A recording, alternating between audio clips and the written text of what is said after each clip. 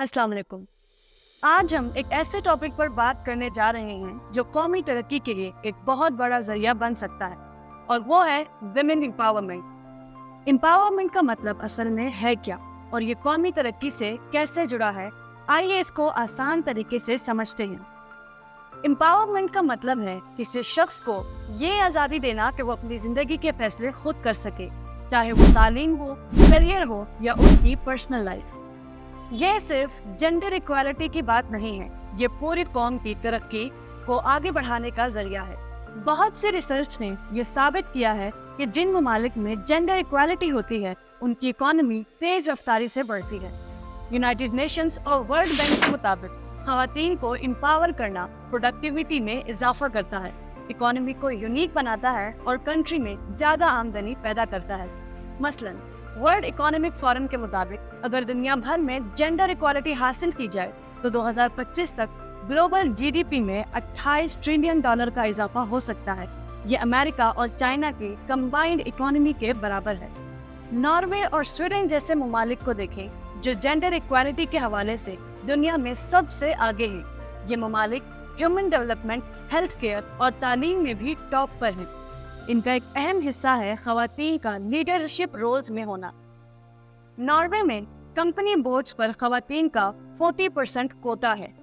जब खवातीन को फैसले करने वाली पोजीशन पर रखा जाता है तो ये ममालिक अपने शहरियों के लिए ज्यादा इंक्लूसिव पॉलिसीज और इनोवेटिव सर्कमस्टांसेस पैदा करते हैं। लेकिन वो ममालिक जो अब तक पीछे हैं, उनका क्या?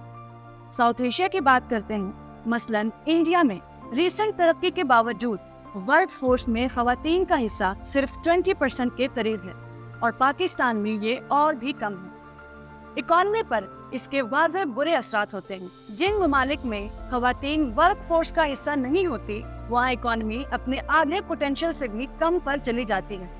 ये सिर्फ खवातीन का नुकसान नहीं बल्कि पूरी कौम का नुकसान है। खवातीन का एम्पावर हो जाना सिर्फ उनका ज़ाती फायदा नहीं है, इसका फायदा उनकी फैमिलीज और कम्युनिटीज को भी जाता है। रिसर्च ने दिखाया है कि खवातीन अपनी आमदनी का 90% अपनी फैमिलीज पर खर्च करती हैं, खासकर तालीम और हेल्थ केयर पर। जब एक औरत को इख्तियार मिलता है तो उसका पूरा खानदान फायदा उठाता है। एक और शानदार एग्जाम्पल है रवांडा की, एक मुल्क जो 1990s में खौफनाक कत्लेआम के लिए जाना जाता था, लेकिन आज रवांडा दुनिया में सबसे ज्यादा खवातीन का पार्लियामेंट में हिस्सा रखता है, 60% से भी ज्यादा। इसका असर मुल्क की पॉलिसीज पर भी पड़ता है, जहां हेल्थ और तालीम जैसी चीजों पर जबरदस्त तब्दीलियां आई हैं। जब खवातीन को फैसले करने का इख्तियार मिलता है तो पूरा मुआशरा बेहतरी की तरफ जाता है।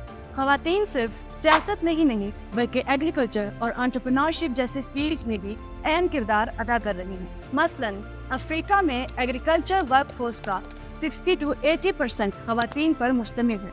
अगर खवातीन किसानों को ज़मीन, कर्ज और रिसोर्सेज तक रसाई दी जाए तो फसल की पैदावार में 30% का इजाफा हो सकता है, जो भूख और गुर्बत को कम करने में मददगार हो। मलाला यूसुफजई की बात भी हो जाए, जब वो गर्ल्स एजुकेशन के लिए आवाज़ उठा रही थी तो उस पर हमला किया गया, लेकिन वो आज दुनिया भर के लिए एक सिंबल बन गई है। उसकी ये जंग सिर्फ उसके लिए नहीं थी, ये उन लाखों लड़कियों के लिए थी जो अभी भी तालीम से महरूम हैं। आज मलाला दुनिया को दिखाती है कि जब एक यंग गर्ल को तालीम और इख्तियार दिया जाता है तो वो अपनी कम्युनिटीज में सबसे ज्यादा डिफरेंस ला सकती है। खवातीन के इख्तियार का असर सिर्फ इकोनॉमी तक महदूद नहीं है, सोशल और पॉलिटिकल फायदे भी हैं। स्टडीज कहती हैं कि जिन ममालिक में खवातीन का सियासत और इकोनॉमी में ज्यादा शिरकत हो वो ज्यादा पुरअमन और मुस्तहकम होते हैं। Georgetown Institute of Women, Peace and Security के मुताबिक जिन ममालिक में जेंडर इक्वालिटी होती है वहाँ सिविल कॉन्फ्लिक्ट का खतरा कम हो जाता है। अब इन सब को जोड़ के देखें, अगर हम खवातीन को तालीम दें तो वो अपने घर वालों के लिए बेहतर फैसले करती हैं, इकोनॉमी में हिस्सा डालती हैं और बेहतर सोशल पॉलिसीज को आगे बढ़ाती हैं। जब ममालिक विमेन एम्पावरमेंट में सरमायाकारी करते हैं तो वो अपनी आधी आबादी में नहीं बल्कि अपने मुस्तकबिल में सरमायाकारी कर रहे होते हैं। तो अगली दफ़ा जब हम कौमी तरक्की की बात करें तो ये ना भूलें कि खवातीन को एम्पावर करना इसकी बुनियाद है। हम अपनी आधी आबादी को पीछे छोड़कर तरक्की की उम्मीद नहीं कर सकते।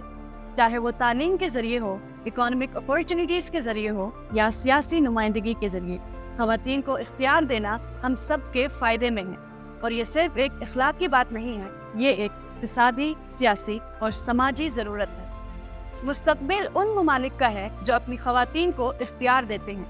ہم نے ہسٹری کی رائٹ سائڈ پر رہنا ہے یا نہیں، اس کا فیصلہ ہمیں آج ہی کرنا ہوگا۔